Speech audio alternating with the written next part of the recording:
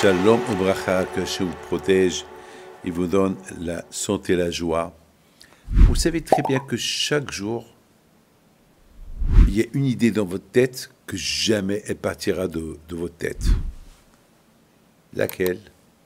La fête de Pessah, la fête de Hanouka, la fête de Purim, la fête de Shavuot, la fête de Sukkot. Et qui peut oublier Kippour? Et qui peut oublier Rosh Hashanah? Ces fêtes-là, ils sont gravés dans la tête.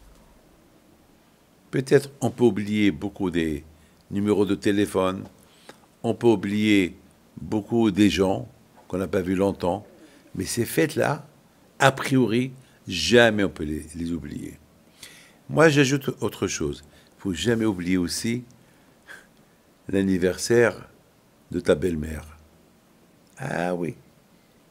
Pour le Shlom Bayit, de la même façon que tu te rappelles bien l'anniversaire de ta femme, alors aussi ta belle-mère, pour le Shlom Bayit.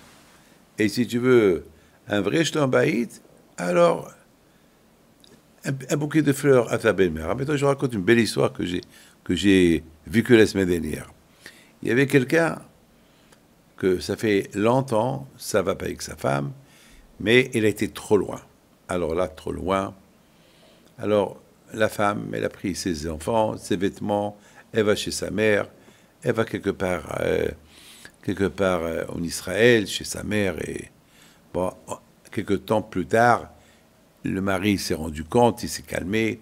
Bon, bien sûr, il va voir ses enfants de temps en temps. La mère, sa femme, elle n'a rien voulu savoir. C'est fini. Ça a débordé. Et les insultes, et les coups, ça y est, elle n'en pouvait plus. C'est fini. C'est fini, c'est fini. Il veut se rattraper. Il veut se rattraper. Comment il va faire? Il a tout fait. Il a envoyé des fleurs, des lettres, des messages, des textos. Il a même dit qu'il la prend en vacances, il a acheté une voiture. La dernière adresse, c'était moi.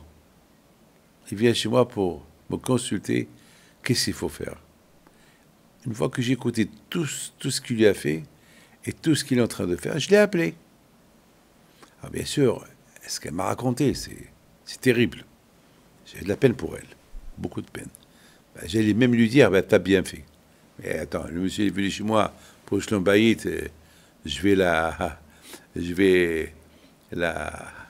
lui donner raison, non.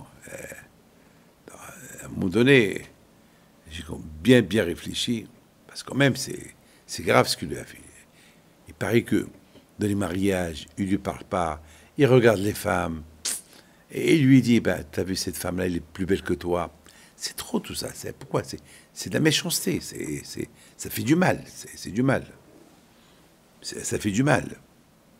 Mes amis, vous savez que chaque jour, on a l'obligation de se rappeler de la sortie de l'Égypte. Pourquoi? Parce que toute la émouna du juif en Dieu, elle a commencé lorsqu'on a quitté l'Égypte. Parce qu'on a quitté l'Égypte pour recevoir la Torah.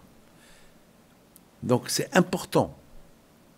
Et aussi lorsqu'on fait la bar mitzvah, vous savez, lorsqu'on met tefillin à l'enfant, vous savez les tefillin, qu'est-ce qu'il y a dans les tefillin? Il y a des parchemins. Et qu'est-ce qui est écrit dans ces parchemins-là? La sortie de l'Égypte. Ça veut dire que la main gauche, c'est dans la main gauche, on met tefillin. Et les tefillin sont contre le cœur. Et on met les tefillin de la tête. C'est le cerveau. Ça veut dire le cœur et le cerveau, jamais ils doivent oublier la sortie de l'Égypte. Parce qu'en pensant à la sortie de l'Égypte, on pense à tous les miracles qu'Hachem nous a fait. Et en même temps qu'on pense à la sortie de l'Égypte, on pense à la Torah qu'on a reçue. Et on pense à tous malheureusement, les souffrances qu'on a souffert. Et Hachem il nous a aidés de ces souffrances-là. Ça veut dire sortir de nos souffrances. Sortir de l'Égypte, c'est sortir de nos souffrances. Et sortir de nos souffrances, ça peut être n'importe quel jour, n'importe quel moment. Malheureusement, il y a tout le temps des souffrances. Sortir des souffrances. Donc, j'ai dit à ce monsieur-là, maintenant que je connais toute l'histoire, je vais te donner un conseil. Tu vas aller chez ta belle-mère. Quoi? Mais c'est elle qui m'a tout fait. Ben justement, tu vas aller chez ta belle-mère. C'est pas elle qui t'a tout fait, parce que elle a raconté à sa mère ce que toi tu lui as fait.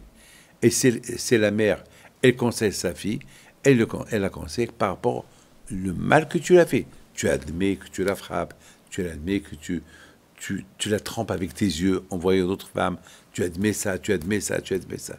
C'est trop ça. Tu vas lorsque tu sais que ta femme est au travail, tu vas chez ta belle-mère.